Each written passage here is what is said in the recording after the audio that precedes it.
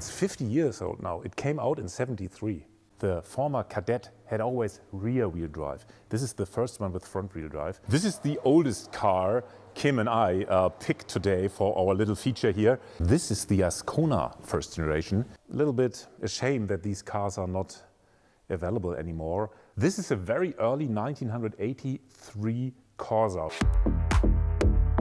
Jeg har taget smut til Rüsselsheim, der ligger lidt uden for Frankfurt i Tyskland, og her er jeg taget ned for at besøge Opel Classic. Desværre er jeg alene afsted, det vil sige, at jeg er uden min ellers så faste kameramand Stefan, som desværre er blevet syg og har måttet melde afbud i sidste øjeblik. Så videoen her, det bliver en film, hvor jeg sådan træder lidt i baggrunden og overlader det hele næsten til manden, der står lige her. Ham introducerer jeg lige om lidt, fordi vi har jo ikke kameramand med. Det håber jeg, at du lige bærer over med den her indgang. Og det jeg så er på besøg hos i dag, det er Opel Classic. Manden her, han hedder Leif Rovitter, han er head of Opel Classic, og han er nok den her i Tyskland, måske endda i hele Europa, i hele verden, der ved allermest om Opel. Man kan spørge ham om alt, og han svarer. Men kun når det handler om de klassiske biler. Leif, I said, I hope it's okay in Danish I introduce you and say you are the man maybe in the whole world who knows most of the Opel Classic cars. Okay, thank you. Yes. Yeah. We needed to do it in English because my Danish is so bad. I'm so sorry. Yes, we could also take it in German. I think my German is better than English, but for our followers, I think the best we take it in English. We stick at English. Jeg skal lige fortælle dig, at vi viser denne film i samarbejde med Idalund Design, som er Danmarks førende leverandør og producent af vildmarksbade i alle mulige former og størrelser. Enten med traditionel brændeopvarmning, med elektrisk varmepumpe eller med dieselopvarmning. Det er selvfølgelig med dieselopvarmning. Det her, ikke også? Det lyder seriøst som sådan en V8 dieselmotor, når det starter op. Ellers så siger det ikke rigtig noget. Besøg idalunddesign.dk, eller endnu bedre, besøg det kæmpestore showroom på mere end 600 kvadratmeter. Det ligger ved Sakskøbing på Lolland. Og husk, Idalund Design har fri fragt i hele Danmark. This is the first car I want to show you, Kim.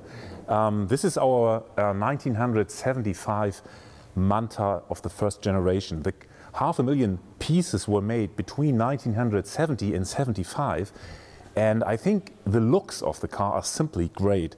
And not only I think the looks are great, our designers took this car to design the actual visor, the Opel visor, which our current models have. They were inspired by the grille, and then transformed that design to the recent years. That makes it an outstanding design because our designers love it so much. Our Manta is from 1975, and this is the Ascona first generation.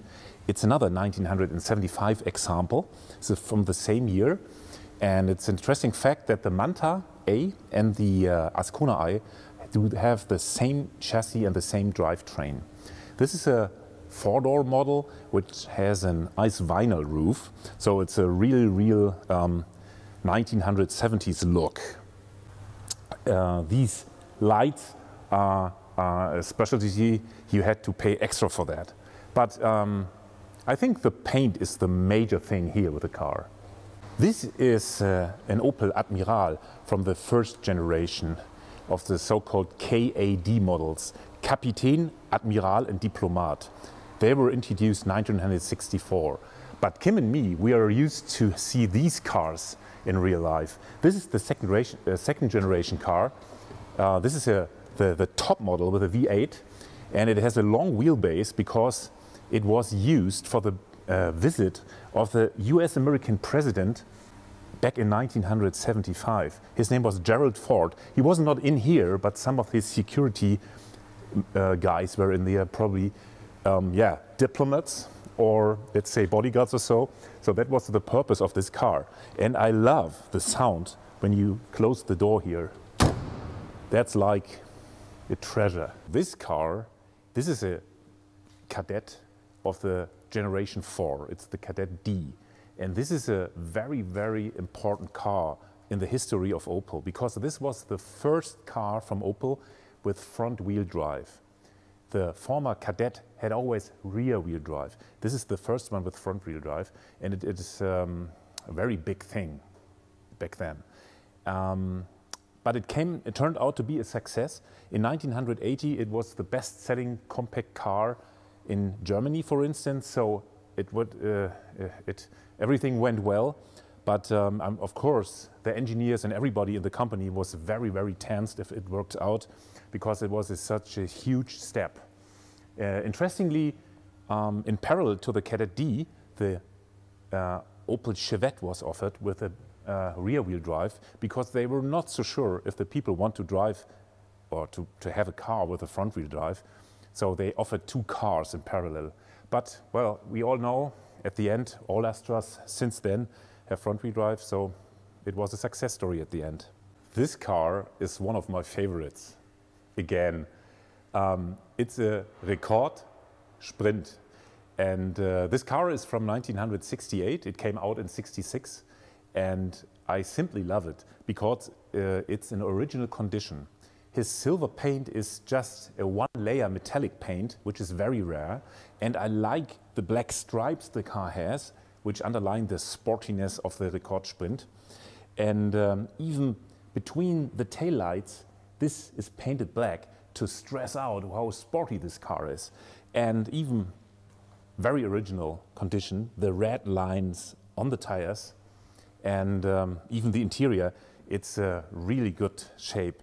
It's the sporty version of the Rekord of the third generation, and it's a coupe. And I think this, what this car makes, what makes this car so rare is the condition. It's almost like back 1968 when it was at the showroom. The condition is everything here. That's why I love it so much. This is the oldest car Kim and I picked today for our little feature here.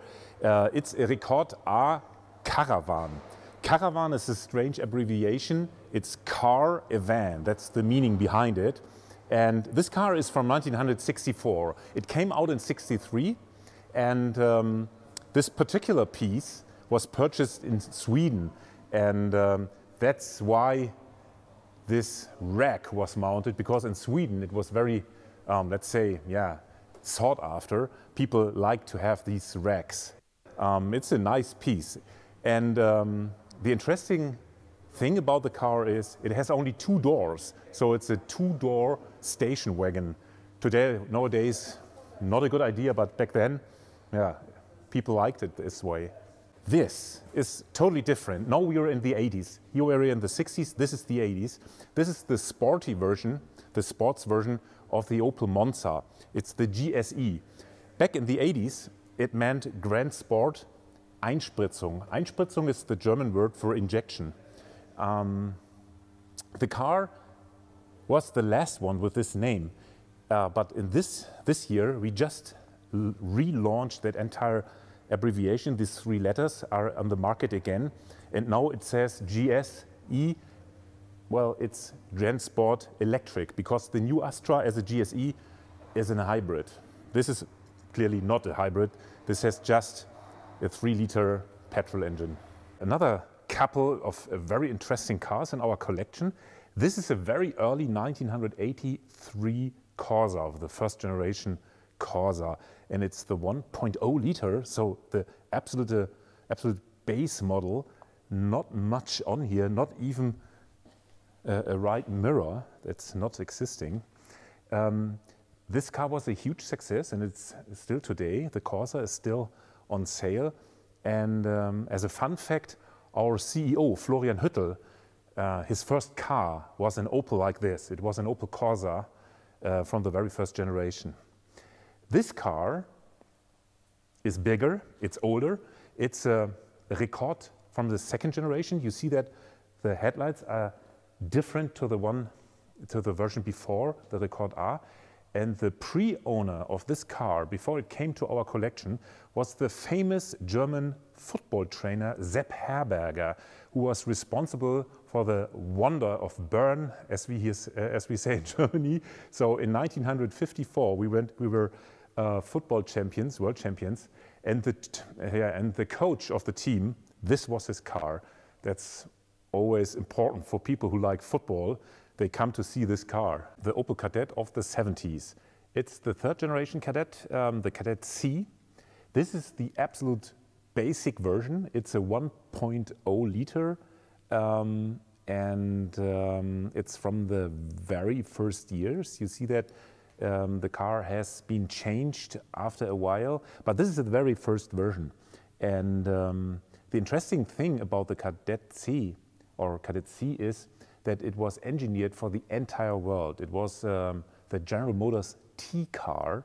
That was the name of the project. And this car was on sale in Denmark, Germany, and Northern Europe as Opel. And it was on sale in Great Britain as Vauxhall. It was on sale as Holden in Australia and New Zealand, Isuzu in USA and in Japan, and many, many other countries around the world. You could find cars like these, but with different brand names. So it's always very interesting how many different kinds were existing. And even the body shapes were very, very broad, because we have this little sedan with 2 doors. We had a station wagon, there was a coupe, and even a convertible, the so-called Aero, which is also in our collection. Yeah, the Opel Kadett C. It's like a good friend, and it's 50 years old now. It came out in '73. This is the rare sports version of the 3rd generation Ascona. As you might know, or might remember, the first 2 generations of Ascona were very successful in motorsports. Ascona A and B, for instance, you remember Walter Röhrl or Ari Vatan, which drove Asconas in rallying.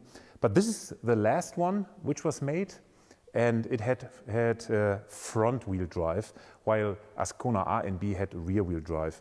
But it was a successful car, a very successful car, and I think this white paint looks very good on it. Kim and I like this one, the last Commodore ever made, and yeah, it has this 2.5 liter 6-cylinder under the bonnet, and yeah, a little bit ashamed that these cars are not available anymore, but yeah, we simply like the fact that it's a rare car, and yeah, and the 6-cylinder engine, it's running so smooth. That's one of the reasons we love it. Another childhood memory here, it's a Kadett D again as a station wagon, and it's from the German automotive club ADAC, the so-called Yellow Angels, which helped when you had a breakdown on the Autobahn. And I remember, and I think many people remember these cars, when you had to stop somewhere and they come along and help you and fix the battery or the tire or anything else. They're very common in the 80s. And I think many Danes remember these cars from the German Autobahn as well. Yeah, a very common sight in the 80s. One of the Opel dream cars, I would say, for many people who are visiting us, the Opel Speedster.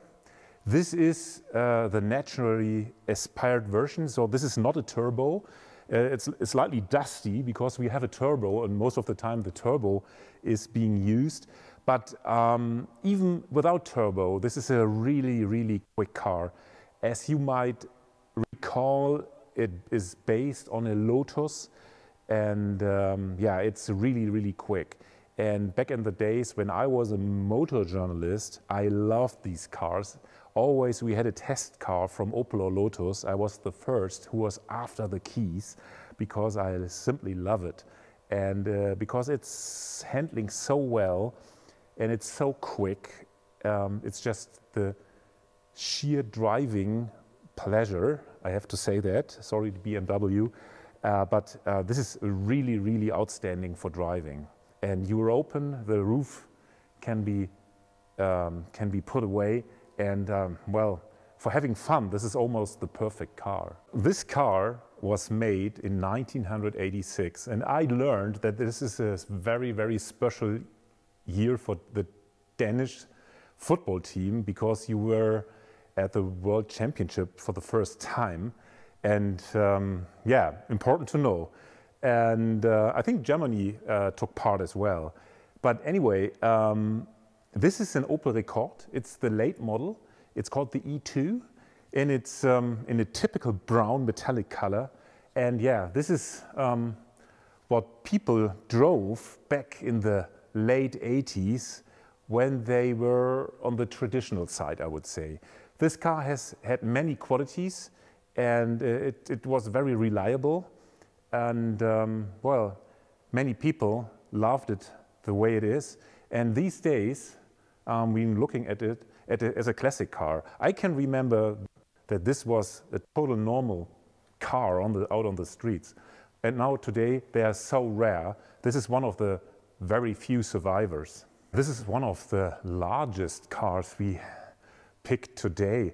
This is a 1981 Commodore ambulance, and it's huge. The wheelbase was extended by the company who did this car. It is not made by Opel. We sold a regular Commodore, and the company of Miesen from Bonn, they did an ambulance out of it. And I had a visitor here last year, and he said, "Wow, what a great car. I'd like to get sick when I see this," because he wanted to get in. But, well, I wouldn't go that far. Og vi kunne have taget mange flere biler med her fra Opels klassiske haller i Rüsselsheim, men vi når ikke mere i filmen her. Leif, it was a pleasure to see them all. Just a brief overview we had today, but yeah, you're very welcome, of course. Thank you very much. Yeah. What I have to say, and I switch over to Danish now. Det her, det var en film, som du nok allerede har forstået, fra Opel Classic i Rüsselsheim. Hvis du gerne vil have, at vi skal lave noget mere sådan noget her, så fortæl det i kommentarfeltet her nedenunder. Du må også meget gerne huske at give videoen her et like. Del den, kommenter den, bare du gør et eller andet. Det hjælper os nemlig rigtig meget i det store spil. Leif, the last car. Yeah, the last car for today is our yellow Opel Calibra. It's a 4x4 without turbo, and it's a very early model. And yeah, I mean, we love this car because of its color, because of its shape. It was back in the years, in the 90s, it had a world record with a drag coefficient with 0.26. So it's a very dynamic car, it's a very aerodynamic car, and yeah, they're getting rare already. Look out when you see the next Opel Calibra on the streets. It's a rare find meanwhile.